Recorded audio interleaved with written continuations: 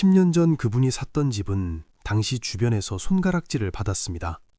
50대 초반이었던 그는 판교 인근의 구축 아파트를 샀습니다. 가격은 4억 원이었습니다. 주변 사람들이 말했습니다. 너무 비싸다고. 경기도인데 4억이나 주고 샀냐고. 서울 변두리를 살 것이지 왜 경기도를 사느냐고 말입니다. 그는 한 가지만 보고 샀습니다. 지하철역까지 도보 5분이었고 곧 신분당선이 개통될 예정이었습니다. 10년이 지난 지금 그 집은 15억이 넘습니다. 3배가 넘게 올랐습니다. 주변 사람들은 부러워하며 물었습니다. 어떻게 알았느냐고, 어떻게 그 집이 오를 걸 알았느냐고 말입니다. 이것은 운이 아닙니다. 부동산에는 명확한 패턴이 있습니다. 그 패턴을 아는 사람은 기회를 잡고 모르는 사람은 놓칩니다. 2026년 지금 다시 한번 그 기회가 오고 있습니다. 가장 먼저 이해해야 할 것이 있습니다. 부동산 가격을 결정하는 가장 중요한 요소는 무엇일까요? 학군일까요? 브랜드일까요? 평수일까요? 모두 중요하지만 가장 결정적인 것은 교통입니다. 사람이 움직이는 곳에 돈이 모이고 돈이 모이는 곳에 집값이 오릅니다. 20년 전을 돌이켜보십시오. 분당선이 개통되기 전 분당은 멀고 불편한 신도시였습니다. 하지만 지하철이 들어온 후 완전히 달라졌습니다. 판교도 마찬가지였습니다. 신분당선이 개통되면서 강남 접근성이 획기적으로 개선됐고 집값은 폭등했습니다. 지금 똑같은 일이 벌어지고 있습니다. 바로 GTX입니다. 수도권 광역 급행철도라고 불리는 이 노선은 게임의 룰을 완전히 바꾸고 있습니다. 기존 지하철보다 3배 이상 빠릅니다. 최고 시속 200km로 달립니다. 80분 걸리던 거리를 20분에 주파합니다. 지난 12월 GTX-A 북부 구간이 개통됐습니다. 파주 운정에서 서울역까지 20분대입니다. 고양 대곡에서 서울역까지 12분입니다. 믿기지 않는 속도입니다. 그동안 2시간 가까이 걸리던 거리가 20분 만에 연결됩니다. 그렇다면 이것이 부동산에 어떤 영향을 미칠까요? 개통 직후 주변 집값을 보십시오. 운정 신도시는 1년 사이에 10% 이상 올랐습니다. 대곡역 인근도 마찬가지입니다. 킨텍스 주변 아파트는 거래량이 급증했습니다. 매물이 나오면 금방 팔려나갑니다. 더 놀라운 것은 아직 개통도 안 된 구간입니다. 2028년에 전 구간이 개통되면 운정에서 동탄까지 한 번에 갈 수 있습니다. 서울역과 삼성역, 수서역을 거쳐 동탄까지 연결됩니다. 경기 북부와 경기 남부가 직통으로 이어지는 것입니다. 여기서 중요한 질문을 던져야 합니다. 어느 지역이 가장 큰 혜택을 받을까요? 첫 번째는 역세권입니다. 당연한 이야기지만 GTX역에서 도보로 갈 수 있는 거리가 핵심입니다. 10분 이내가 이상적입니다. 운정중앙역, 대곡역, 킨텍스역, 동탄역 인근을 주목해야 합니다. 하지만 여기에 함정이 있습니다. 이미 많이 올랐다는 점입니다. 개통 전부터 호재가 반영되어 가격이 상당히 올라 있습니다. 무주택자가 진입하기에는 부담스러운 수준입니다. 그렇다면 어디를 봐야 할까요? 바로 연계 지역입니다. GTX역까지 버스나 지하철로 연결되는 곳 말입니다. 직접 역세권은 아니지만 10분에서 20분 안에 GTX역에 도착할 수 있는 지역입니다. 구체적인 예를 들어보겠습니다. 일산 지역을 보십시오. 킨텍스역에서 조금 떨어진 곳입니다. 버스로 10분이면 킨텍스역에 도착합니다. 거기서 GTX를 타면 서울역까지 15분입니다. 총 25분 만에 서울 도심에 갈 수 있습니다. 현재 일산의 구축 아파트는 6억에서 8억 사이입니다. 킨텍스역 바로 앞 신축은 10억이 넘습니다. 하지만 조금만 떨어진 일산은 상대적으로 저렴합니다. 교통 편의는 비슷한데 가격 차이가 큽니다. 이런 곳이 기회입니다. 화성 동탄도 마찬가지입니다. 동탄역 바로 앞은 이미 비쌉니다.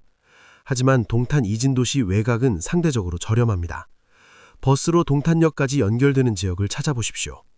GTX가 완전 개통되면 그곳의 가치는 재평가될 것입니다. 두 번째로 주목해야 할 것은 GTX-B와 GTX-C입니다. 아직 개통 전입니다. GTX-B는 인천 송도에서 출발해 부천, 서울역, 청량리를 거쳐 남양주 마석까지 연결됩니다. 2031년 개통 예정입니다. 부천에 주목하십시오. 부천 종합운동장역에 GTX-B가 정차합니다. 현재 부천은 서울 접근성이 좋지만 GTX가 들어오면 완전히 달라집니다. 서울역까지 10분대로 단축됩니다. 춘희동, 여월동, 작동 일대의 재개발 가능성도 높아집니다. 남양주도 마찬가지입니다. 마성역까지 GTX-B가 연결되면 서울 출퇴근이 30분 이내로 가능해집니다. 현재 남양주는 서울 외곽 중에서 상대적으로 저렴한 편입니다. 하지만 GTX 개통 후에는 가격이 재편될 가능성이 큽니다. GTX-C는 동두천에서 수원까지 연결합니다. 아직 착공 전이지만 확정된 사업입니다. 의정부, 양주, 수원 등이 혜택을 받을 것입니다. 특히 의정부는 현재도 서울 접근성이 좋은 편인데 GTX까지 들어오면 더욱 경쟁력이 생깁니다. 세 번째로 고려해야 할 것은 복합 개발입니다. 단순히 GTX역만 있는 것이 아니라 주변의 상업시설, 업무시설, 문화시설이 함께 들어오는 것입니다. 용산국제업무지구를 보십시오. GTX A, B, C가 모두 모이는 곳입니다. 서울역과 용산역을 연결하는 핵심 거점입니다. 대규모 업무시설과 주거단지가 계획되어 있습니다. 개발이 완료되면 서울의 새로운 중심지가 될 것입니다. 주변 용산구 아파트를 보십시오.